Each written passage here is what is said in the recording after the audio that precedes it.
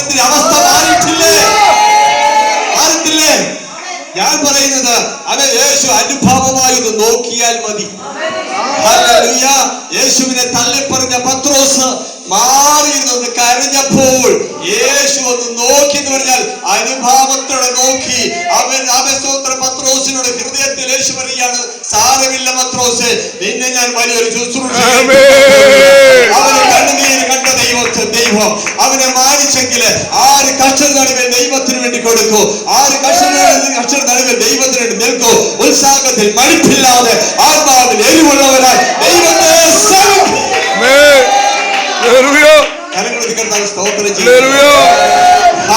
നാലാമത്തെ എരിവിലേക്ക് നമുക്ക് കടന്നു വരാം.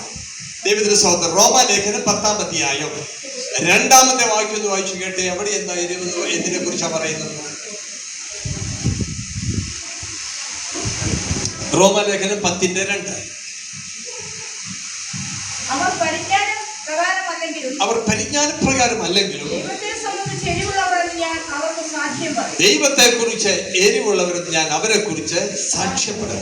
പൗലോസ് അപ്പോസ്തലൻ അവർ എന്നാ പറഞ്ഞത്. അവർ ദൈവസഭ ഉപദേശിച്ചല്ല പറഞ്ഞത്. ദൈവസഭ ഉപദേശിച്ചാണെങ്കിൽ പൗലോസ് എല്ലാം നാം, നമ്മൾ എന്നാ പറയുന്നത് അല്ലെ.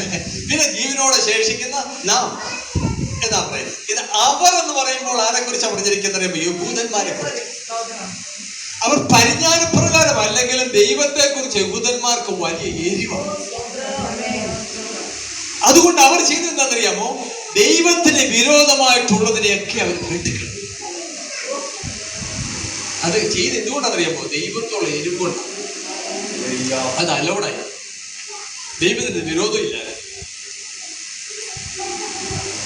ഏലിയാവ് എത്ര പേരെ വെട്ടിക്കൊന്നറിയാമോ? ഒരൊറ്റ ദിവസം 850 പേരെ. 450 ബാലിന്റെ പ്രവാചകന്മാരെയും 400 ആശയുടെ പ്രവാചകന്മാരെയും കീശോൻ തോട്ടിനരികിൽ വെച്ച് താൻ വെട്ടിക്കൊന്നു. ദൈവം കോപിക്കണ്ടേ? കോപിച്ചില്ല. ഇതൊക്കെ കഴിഞ്ഞ് ക്ഷീണിച്ചിട്ട് താൻ ചൂരച്ചന്റെ തടലിൽ പോയി കിടന്നു പറയും, അയ്യോ യഹോവേ, എന്റെ പ്രാണനെ എടുത്തുകൊള്ളണമേ, ഞാൻ എന്റെ പിതാക്കന്മാരെക്കാൾ ഒട്ടും ശ്രേഷ്ഠനല്ല. 850 പേരെ വെട്ടിക്കൊന്ന ഏലിയാവിന്റെ അടുക്കലോട്ട് ദൈവം ഇറങ്ങി വന്നിട്ട് ഒരു കനലെ ചുട്ടി അടയോ ഒരു ചുട്ടി വെള്ളമൂടെ കൊടുക്കുക. ദൈവത്തിന് വിരോധമല്ല ഉണ്ടായിരുന്നോ? ശൗലിനെ അഭിഷേകം ചെയ്തിട്ട് ശൗലിനോട് പറയാണ്, ശൗലേ, നീ അമാലേക്കിലേക്ക് പോകുക. എന്റെ ജനം ഇസ്രായേലിൽ നിന്ന് നടന്നു വന്നപ്പോൾ അമാലേക്കർ എന്നെ ഉപദ്രവിച്ചവരാണ്. അതുകൊണ്ട് നീ അവിടെ ചെന്നിട്ട് ശിശുവെന്നോ ബാലനെന്നോ വൃദ്ധനെന്നോ കിഴവനെന്നോ യുവതിയെന്നോ യുവാവെന്നോ ആരെയും ബാക്കി വെച്ചേക്കാതെ എല്ലാത്തിനും വിട്ടുകളഞ്ഞാക്കാൻ പറഞ്ഞു. ദൈവത്തിന് വിരോധം ഉണ്ടായിരുന്നോ? കാരണം ദൈവത്തോടുള്ള എരിവാണ്. എന്നാൽ പുതിയ നിയമത്തിലേക്ക് വന്നു കഴിഞ്ഞപ്പോൾ വെട്ടാൻ അനുമതിയില്ല.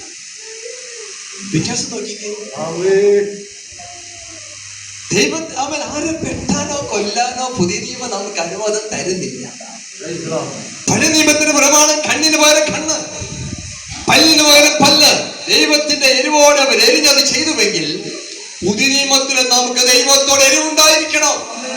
പുതിയ നിയമത്തിൽ ദൈവത്തോടുള്ള എരിവ് എന്താണെന്നറിയാമോ? ആരെയും വെട്ടാനും കൊല്ലാനും ബൈബിൾ നമുക്ക് അനുവാദം തരുന്നില്ല. പഴയ നിയമത്തിലെ അവരെ ദൈവത്തോട് എരിവിന് അപ്രകാരം ചെയ്തുവെങ്കിൽ പുതിയ നിയമത്തിൽ ദൈവത്തോട് നമുക്ക് എരിവുണ്ടായിരിക്കണം. എന്താ നമ്മുടെ ദൈവത്തിൽ എരിവ് എന്താണെന്നറിയാമോ? ക്രിസ്തു പഠിപ്പിച്ച മാർഗം. പത്രോസ് പറഞ്ഞു, നിങ്ങൾ അവന്റെ കാൽച്ചുവട് പിന്തുടരുവാൻ അവൻ ചില മാതൃകകൾ വെച്ചിട്ട് പോയിരിക്കുന്നു. കർത്താവിന്റെ കാൽച്ചുവട് പിന്തുടരുവാൻ അവൻ ചില മാതൃകകൾ വെച്ചിട്ട് പോകുന്നു. ക്രിസ്തുവിന്റെ മാതൃക പിന്തുടരുന്നത് അതാ ദൈവത്തോടുള്ള എരിവ്. പഴയ നിയമത്തിലെ എരിവ് എന്ന് പറയുമ്പോ ഗിദിയോനെ വിളിച്ചു. പഴയ നിയമമാ. ദൈവം വിളിച്ചിട്ട് പറയും, അല്ലയോ പരാക്രമശാലിയേ, നീ മിദ്യാനിലെ ഒരൊറ്റ മനുഷ്യൻ എന്ന പോലെ പരാജയപ്പെടുത്താൻ പോവുകയാണ്. എന്നിട്ട് ദൈവം പറയുകയാണ്, നീ നിന്റെ അപ്പന്റെ ഇളയ കാളയായ 2ാമത്തെ കാളയായ 7 വയസ്സുള്ള കാളയെ അടുത്തത് എന്നെ പോയിട്ട് ദൈവമക്കളെ വല്ലാത്ത സംഭവം ദൈവം പറയുന്നത്.